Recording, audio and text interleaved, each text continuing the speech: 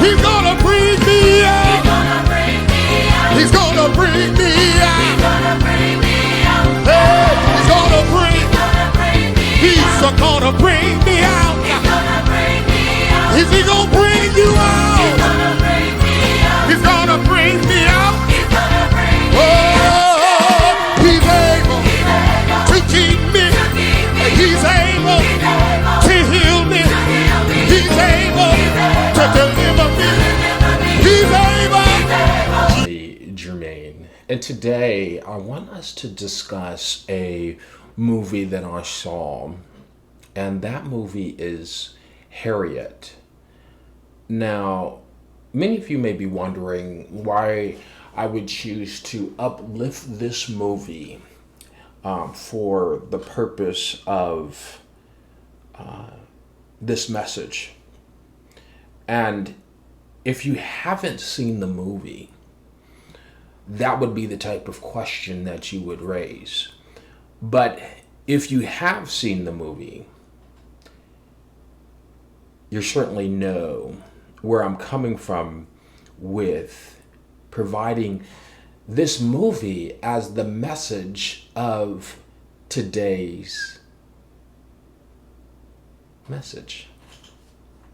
The movie, in many ways, speaks to the call of a woman born in humbling circumstances in slavery.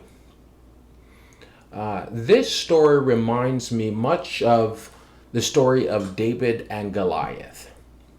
Obviously, you know that slavery was forced labor, that there was no type of, it was free labor. So there was no compensation or anything of that nature for slavery. The whole institution of slavery, I believe, is the most, especially in America, is the worst slavery known to humankind. It's pretty much the most malignant thing that ever has happened in all of human history. Now, for some of you maybe believe that, well, wow, that's a big stretch. But when you look at when you study slavery from the first landing of the European countries to Africa, the process of capturing Africans, and the process of stripping them of everything that relates to their human dignity, their culture or background tribes, and putting them on, locking them, bounding them side by side on a boat, headlong ways, bringing them all the way here. Many died along the way, diseases, infestation, many of the sick slaves were tossed off of the ship on the way to what is now the United States. At that particular time were colonies, independent colonies. So with all of that in proper context, we have Harriet, who was born, her parents were slaves, and she herself is a slave. This woman heard from God. Despite the circumstance of being a slave and being born into a lineage in America of slavery through her parents, this woman was chosen and empowered by God to liberate not only herself, not only her family, but to liberate her people. And during the course of the movie, I'm not going to ruin any of the movie. If you haven't seen it, surely go see it. But I'm not going to spoil the movie. But many people were naysayers in what Harriet could do all along the way. I'm talking about her family. I'm talking, of course, the slave masters surely didn't want her to liberate any kind of slaves, including herself. And even as she gets her freedom, right? She's not quite content with the fact of being free, knowing that her family is still in bondage, knowing that her husband is still in bondage. So it is from there that she realizes that although I have achieved liberation for myself, this blessing that I have is not only for myself. The freedom that I have, I can't just hold my nose up high and enjoy it. I can't enjoy and sit on the blessing, the gift that God has given me to liberate myself, without doing that for other people. And it could be it's comfortable to sit in your own blessings. It's comfortable to sit on the gift and the ability that God has given you, and the talents that God has given you, and to sit on that and say, I've done it, I am blessed, and enjoy the fruits of your labor, the fruits of your success, the obedience to the voice of God, and the consequences of that. It's easy to sit on that. But God is calling us to so much more. And I believe that's what happened to Harriet. She realized that she can't enjoy these blessings knowing that her people are suffering. But many of us get in that particular place, right? Number one, many of us fail to move to liberate ourselves from our particular situations, because we are so used to being comfortable. That's right. I'm going to say it again. We are so used to being comfortable in situations because we know what the next day brings, what the next week brings, and what the next month brings, and what the next year. We like predictability. And although in that particular situation, you may feel as though that this is working, that this brings food on the table, that this brings, financial gain, and that you're okay. In some ways, there is a level of discontentment there, and it's ignored. And the reason why it's ignored is because of being comfortable and being fearful of the uncertainty of moving. Harriet moved by faith. Had she listened to the negative voices of those around her saying that she could not do it, she could not first liberate herself, that she could not first liberate and then liberate her family. There were many people after she was free.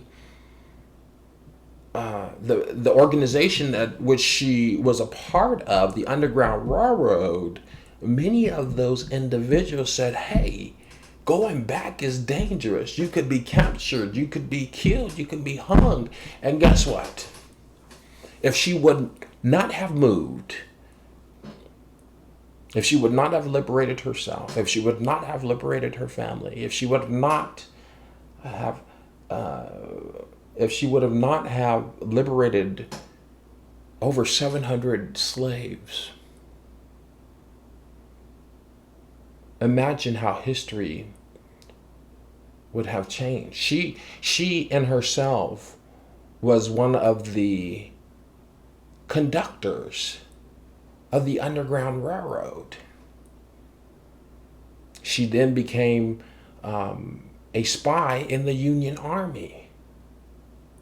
She was the one that was giving intricate details behind not behind Union lines, but behind the Confederacy's lines, capturing and rescuing slaves. But if she would have been seized by fear, like many of us are seized by fear, could you imagine the repercussions and the effect that it would have had on the timetable of us as African Americans being liberated from bondage? It would have been a disaster. Okay, so we've dealt with Harriet. She did it. She wasn't seized by fear. But my question to you is,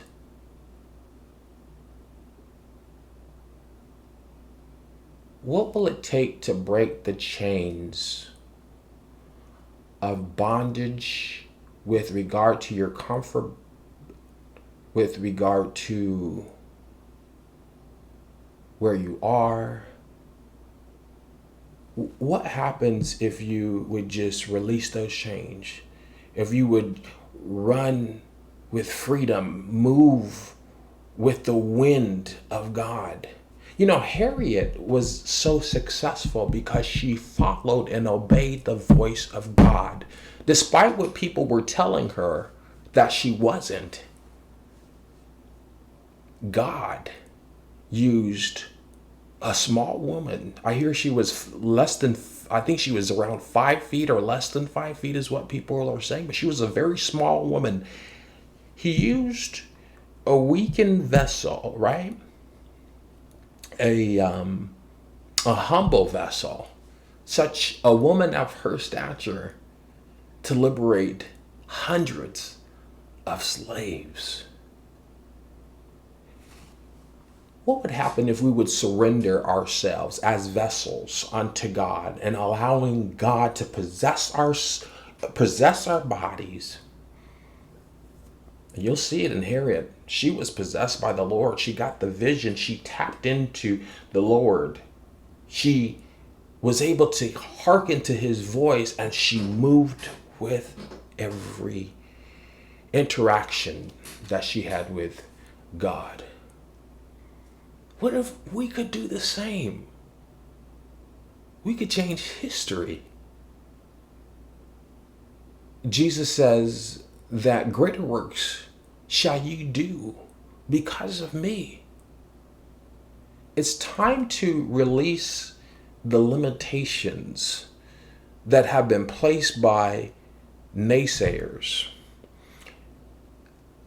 Not only naysayers, but these limitations that have held us in bondage to what somebody else said that we couldn't do, that we can't do.